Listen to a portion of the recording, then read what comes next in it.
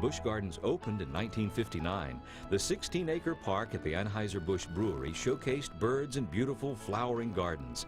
Exotic flamingos and parrots could be seen by strolling through the grounds, and visitors could view the gardens from the world's longest outdoor escalator that led to a tour of the operational brewery.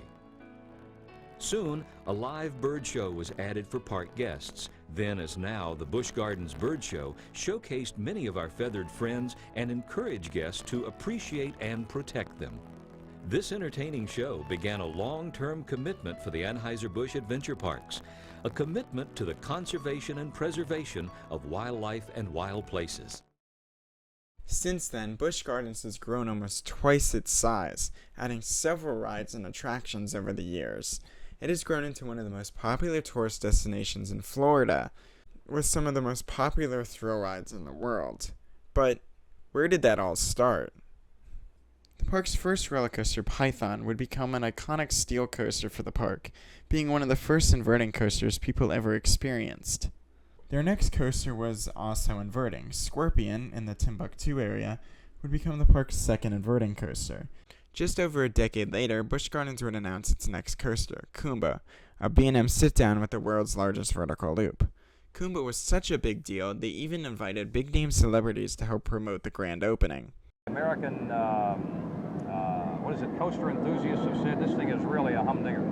Yeah, they rated this a 4-star. Kumba was a massive success for the park, so just a mere 3 years later, Busch Gardens would contract B&M once again to steal their own record. That's right, Montu would break Florida's record for the fastest, tallest steel coaster from a ride at the same park, which is kind of funny. It's kind of wild to think that Kumba and Montu still rank as some coaster enthusiasts' favorite steel coasters after all these years. Montu would also bring something else to the park, a re-theme of their simulator attraction Questor to Akbar's Adventure Tour starring Martin Short. It would also bring a third attraction to the park, an indoor walkthrough featuring real artifacts from Egypt called King Tut's tomb. With two back-to-back steel coasters, Busch knew their next edition had to be something unique, but also a first in Florida. In 1995, the brewery tour permanently closed. Despite being an important part of the park's history, it wasn't as popular as other thrilling attractions in the park. By 1998, the brewery tour's replacement was rumored to be some kind of wooden roller coaster. Busch Gardens would contract what was then a relatively unknown coaster company, GCI. At the time, they only had built 3 coasters, Wildcat at Hershey Park and both roller coasters for the Six Flags parks. In 1998, it was finally announced what was replacing the brewery, a massive dueling wooden coaster called Gwazi, themed to a mythical half-lion, half-tiger beast. Later that year, construction walls showed up in the Morocco area of the park, and construction quickly began to build the 2 massive dueling coasters. But Gwazi wouldn't be the only dueling coaster to open in Florida in 1999. Similar to Journey to Atlantis and Poseidon's Fury, Universal would also be developing a dueling coaster at the same time for their upcoming Islands of Adventure theme park. Despite not being a wooden coaster, Dueling Dragons would obviously be themed to another mythical beast, dragons, and its storyline would be eerily similar to that of Gwazi. Forest, the site of a powerful battle between 2 fearsome dueling dragons. Now, I know it's just a coincidence, but it's kind of funny that both new for 1999 Florida Anheuser-Busch attractions would have direct competitors at one Universal theme park. Now, just as a little side note, once again, Universal, 24 years later, is constructing a dueling coaster at their upcoming Epic Universe theme park. Rumored to be called Starfall Racers, this seems like a combination of everything that's great about dueling coasters. The twisting inversions, the flybys, and the near-miss elements with either side. This looks like an incredible coaster, and it's kinda wild to see how far dueling coasters have come since 1999.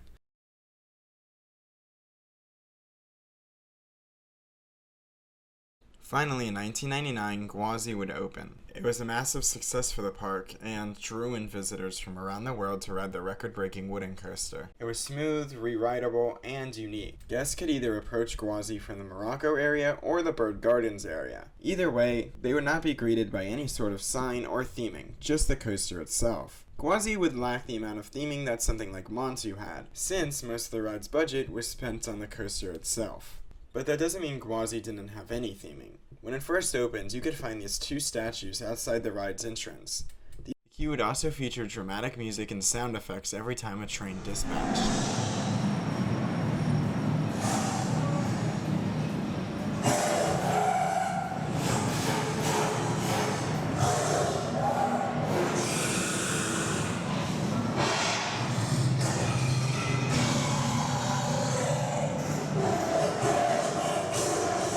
If guests picked the Lion track, their experience would be as follows. Winding up a covered queue with minimal theming, they would quickly enter the station. Gwazi didn't really have that big of a queue, nor did it really need it due to it being dueling and twice the capacity. The ride experience would begin after the train was dispatched and slowly made a right-hand turn. This area was designed to disorient what direction the riders would be traveling, and it was pretty ingenious to make the lift hills on opposite sides of where they boarded. The train would then dive into a short tunnel under the Tiger queue line up the massive lift hill. Once at the top of the lift, the train would bank slightly right, before slowing down at the top of the drop to give the riders a sense of anticipation. It then plunges down its 90-foot drop, reaching its top speed of 54 miles an hour, before popping up an airtime hill and making a U-turn around the Tiger's lift hill. It then passes where the photo spot would be, and then heads through another turnaround. After this turnaround, it then heads into the first flyby of the layout, through a few more airtime hills, before flying over the station through another flyby. After the iconic flyby, the train then makes a U-turn and hits the brake run, thus ending the legendary battle between the two sides, at least for now. If guests picked the Tiger track, their experience would be entirely different starting from the queue. The Tiger queue was slightly longer, while also not being as steep as the Lion queue. Like the Lion queue, guests immediately went up the ramp, entered the air gates, and boarded the train. Once dispatched from the station, the train makes a slight right turn before banking left and diving under the Lion track, and heading under the queue before ascending up its massive towering lift hill. Once at the top of the 100-foot lift hill, the train would bank slightly to the left, before slowing down at the top of the drop, just like the other side, and diving down its 90-foot drop, reaching its top speed of 51 miles an hour, before flying up into several back-to-back overbank turns. These turns were ingeniously designed to disorient riders into what part of the layout they were at, especially with the constant flybys, and made it an interesting experience compared to the Lion side. The train would then ascend into the first flyby of the layout, before banking around and diving down once again, banking to the left. Then banking slightly to the right, and banking to the left once again, before flying into an airtime hill, and banking to the left, before passing into another flyby, where the trains would zoom past each other and you could almost touch the other riders. The train would then slow down and head into one final turnaround, before heading up one last hill and hitting the brakes. As you can tell, each side of Gwazi was its own completely different experience, and it was designed that way on purpose. Although Gwazi didn't have any major theming components, the ride itself was basically its own theming. The ride experience was supposed to be this elaborate battle between the other side, and sometimes you would win. Depending on the weight of the train, sometimes the ride would go a little bit faster. Unfortunately, towards the end of the PTC train's run, Gwazi ceased its dueling function. This was mainly due to how variable coaster dispatch times are. One side may take longer than the other, making the other side wait in the station. It sucks because the dueling experience is what was crucial to the ride experience, and without it dueling, it felt like a basic wooden coaster. Despite being a massive success, Gwazi quickly gained the reputation of being rough. This was partially due to running 365 and the salt water in the air. According to some maintenance reports I came across, Busch Gardens purchased another set of PTC trains to help combat the wear and tear on the pre-existing set of trains. These trains were identifiable by their lack of theming and solid colors. Despite this attempt by park maintenance, Gwazi continued to be a rough and unenjoyable experience for most guests. Sure, wooden coasters are supposed to be rough and out of control, and for a while Gwazi was just that. But due to Gwazi's size, it was hard to keep up with every pothole and nick in the track layout, so it quickly devolved into a borderline painful experience. It felt like a jackhammer being placed against your back for the entire ride experience, and Busch Gardens knew this was a big problem. But it wouldn't be until 10 years later that Busch Gardens would fully retrack both sides and replace the trains with brand new state-of-the-art Millennium Flyer trains from GCI. These new trains were highly flexible, more comfortable, and provided a better ride experience. These new trains breathed new life into Gwazi, making the ride a much more enjoyable experience once again, and extremely re-rideable. It felt like a brand new ride once again, but unfortunately the new trains could not compete with the brand new roller coaster opening that same year, a massive Intamin multi-launch Cheetah Hunt, which is still to this day their most popular roller coaster aside from Iron Gwazi. When it opens, you could be waiting an upwards of 2 hours, and even today it still gets 60-75 minute waits, which proves that it was a great addition to the park, but unfortunately, it also drew people away from Gwazi, one of the park's closest coasters to the entrance. This became the park's second closest coaster to the entrance, and people saw the big new shiny steel coaster and the old rickety wooden coaster, and they opted for the big new shiny steel coaster. A year later, Busch Gardens decided to close the tiger side of Gwazi. Then in 2014, it was finally announced that Gwazi would be permanently closing the next year. It was bound to happen as the ride dwindled and dwindled in popularity. No matter how busy the park was, the ride never really had a line. It was time for something bigger and better, or so we thought. Like most of the coasters at the park, Gwazi would be running during Howl-O-Scream. It would continue to run during Howl-O-Scream until 2014, but after it closed, Gwazi would be reused for Howl-O-Scream in a different way.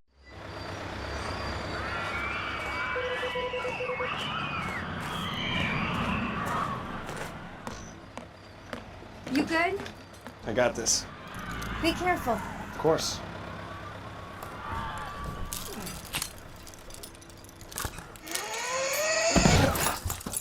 Tear something down, you copy? Okay.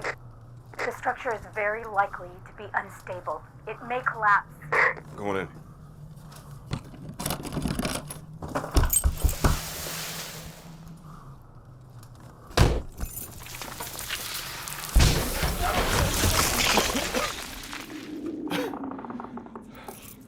You seeing this?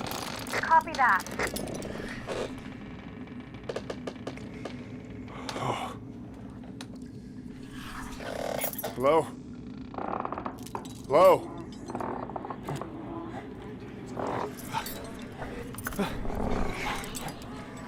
Someone there? Oh, we fucked this. You're breaking up.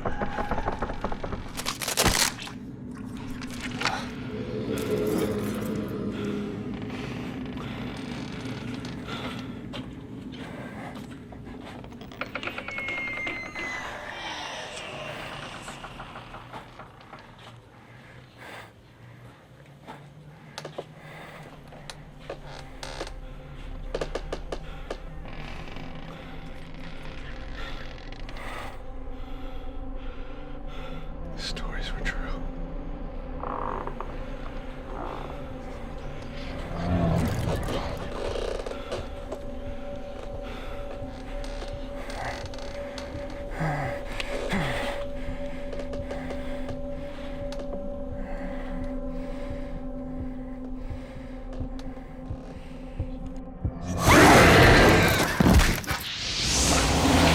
From the producers of the freaking Blair Witch Project, Unearthed would be one of the most detailed and creative houses they've ever done for Howl-O-Scream.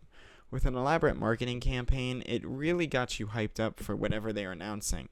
The house, in fact, was so popular, it's the only house that ever used the Gwazi queue. It stayed all 4 years that they used the queue for Howl-O-Scream. Speaking of reusing the queue, throughout the line for Unearthed, you could spot some remnants left over from Gwazi. Despite the ride still being there, you could still see some safety signs tucked away behind some theming. You could see the row signs still on the ground. Even the gates were still there for boarding. The track was still there. Everything was still there, including the ride control booth. Unearthed was fit into a very, very small space. Gwazi's lower queue plus the locker area is not that big. And with how detailed and essentially long this house is, you have to give props to the Howl-O-Scream design team that's able to fit these elaborate houses in such small spaces. Gwazi was stripped down and its parts were shipped off over time.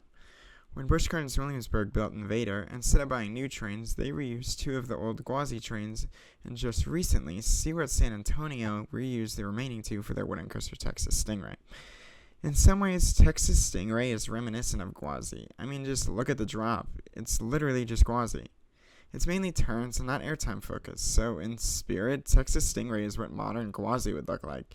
Although not dueling, if you didn't get to experience Gwazi, take a trip to Seaworld San Antonio. Seriously. It's worth it just for Texas Stingray. But if you want a coaster that's truly like Gwazi, go out to Hershey Park and ride Lightning Racer. That is the closest experience you'll ever get to what original Gwazi felt like. Despite the trains being used on Invader, it seemed that Gwazi would be sitting there for a bit, and with the announcement of Cobra's Curse in 2015, it seemed like the park was focusing on other areas, adding rides and attractions to areas that only maybe had 1 or 2 offerings. Cobra's Curse was a perfect addition to the Egypt area of the park, adding a much-needed family coaster, while also adding something unique and different. Cobra's Curse is honestly one of my favorite attractions at the park, but for many enthusiasts, it was unexpected. A lot of them are expecting a RMC conversion of Gwazi pretty much immediately after it closed. Maybe a dueling modulus hybrid coaster similar to Twisted Colossus, recycling both sides into one long thrilling coaster.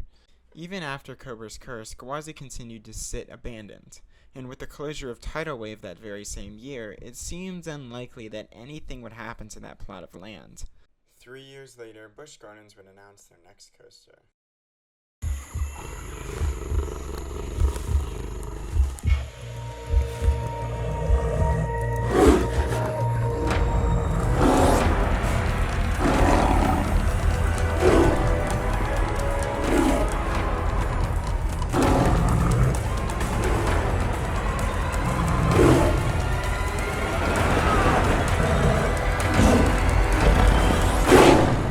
With the premiere ride Skyrocket being their new for 2019 edition and the park's 60th anniversary quickly approaching, there is no better way to celebrate the last 60 years than giving the park a big birthday present. And although they teased it at the Tigris announcement, they didn't directly acknowledge the 2020 edition until this teaser video was released. Busch Gardens Tampa, a month when every West Coast business rejected.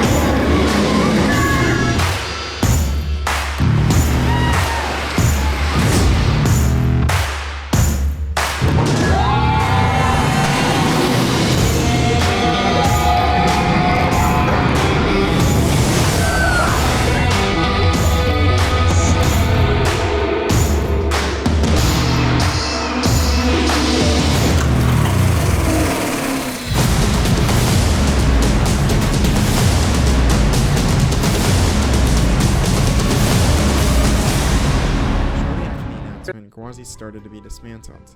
The iconic wooden coaster that was such an important part of the park's history was finally starting to come down. Parts of Gwazi's structure were retained for the RMC conversion. Most of it had to be demolished though due to its age. Soon, RMC's I-box track began to show up on the ride's structure and the 206-foot tall lift hill began to climb. The anticipation for the ride was starting to build. But then, the unexpected happened. The COVID-19 pandemic hit, shutting down the tourism industry and delaying most of the new for 2020 editions at the parks. Just a short time after, Busch Gardens reopened in June of 2020 with several measures in place to help protect guests, such as social distancing and temperature checks. Months went by with no word from the park when Iron Gwazi would finally be opening. But tomorrow for sure, eventually. Unfortunately, to the disappointment of many coaster enthusiasts, the park announced that Iron Gwazi would be delayed another year until 2022.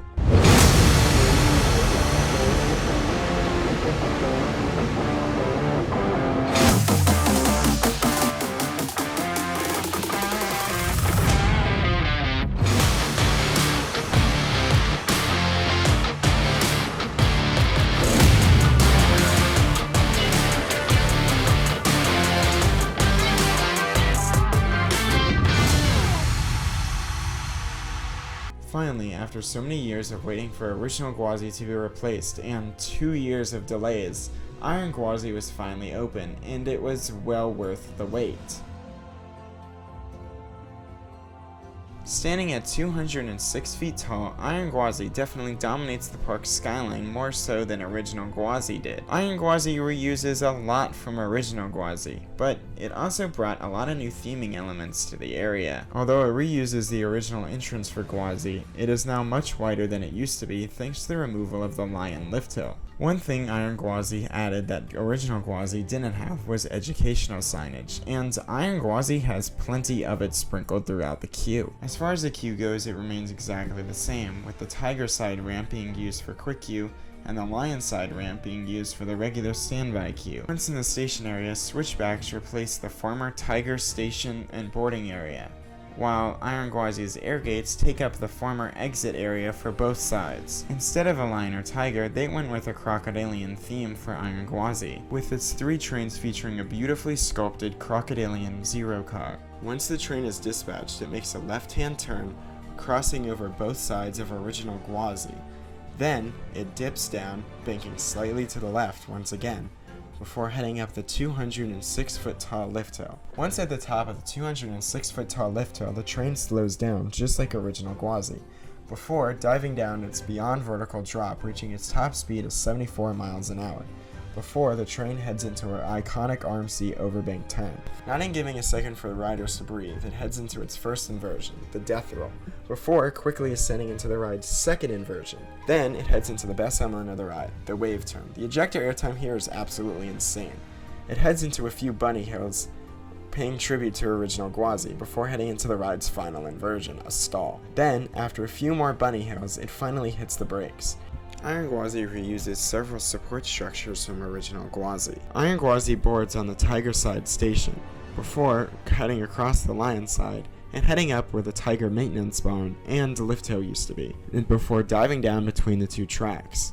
The wave turn is approximately where this turnaround used to sit. Although it is significantly taller, it does follow the same layout. The second inversion reuses support structure from the drop and turn of Lion's lift hill. It slightly deviates from where the lift hill sat and connects back to where those flyby airtime hills were on original Gwazi. This is where the wave turn is located today, while the finer airtime hills jump between several sections of the original course. Iron Gwazi is truly incredible, not only because they converted what was once an outdated rickety wooden coaster into one of the best coasters in Florida, it's also just neat to see how far RMC has come since the beginning. Their first conversion, New Texas Giant at Six Flags Over Texas, doesn't even have an inversion. Even their first coaster with an inversion, Iron Rattler at Six Flags Fiesta Texas, while being a great ride, even with the inversion, it still isn't as intense as newer RMCs. It's kind of fun to take a look at all the coasters they built and see how everything is built up to something incredible like this. If RMC is known for anything other than building great coasters, it's building unreliable coasters. From Lightning Rod to Wildcat's Revenge, it seems like RMC has some sort of curse placed upon their coasters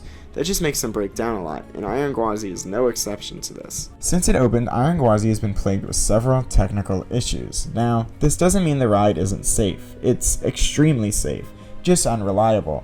Like most RMCs, Iron Gwazi has issues that need to be sorted out before it can be reliable. It usually takes about a year to get all the kinks sorted out, but Iron Gwazi is an interesting case. Between weather and technical issues, Iron Gwazi seems to be down more than it's open.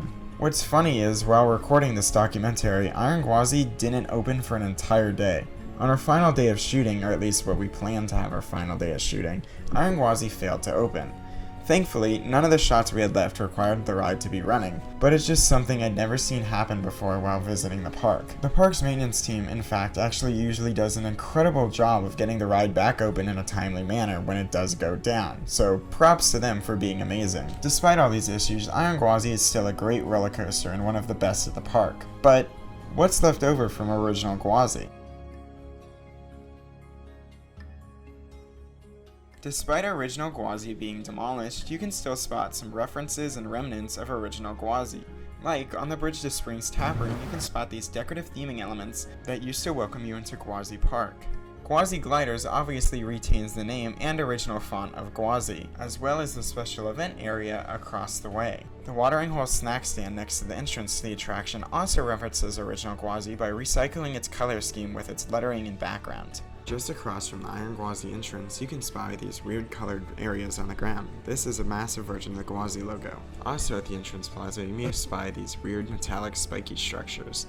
These are left over from original theming elements of Gwazi. In fact, you can even spy some ones that retain the original color scheme. One of the first remnants you can spot in the Iron Gwazi queue is this gap left over from the original Tiger Track station. You can also still find the original split off for the queue, and where the original signs were mounted for the Lion and Tiger tracks. From the queue, you might be able to spot what's left of one of the original tunnels for the coaster. Only from the quick queue line you can spot the discoloration that was left over from when they covered up the original station. Not much is unfortunately left over from the original beginning of Gwazi, as it was covered with elaborate jungle landscaping. But if you look close enough, you can still spot some footers near the entrance to the ride. In the maintenance barn, they have two signs from the queue line hanging up on the wall. And from the main break, you can spy some of the footers that were not reused for Iron Gwazi. Once the sun sets, the quick queue line also hides another reference in its lighting. One tower will light up yellow, and another tower will light up light blue. This is one of my favorite Easter eggs because it's not as up front and goes unnoticed by most guests, and it's a nice little reminder of what used to be there. Of course, since it's a theme park, they have to sell merchandise, and they have a lot of old Gwazi merch for sale, including mugs, t-shirts, and this Coaster Dynamics Nano Coaster of the original layout. They also have a large selection of Iron Gwazi themed pins, including some original Gwazi pins that I don't think are available anymore. They also have a Coaster Dynamics Nano Coaster for Iron Gwazi and one of their train cutouts, which is beautiful.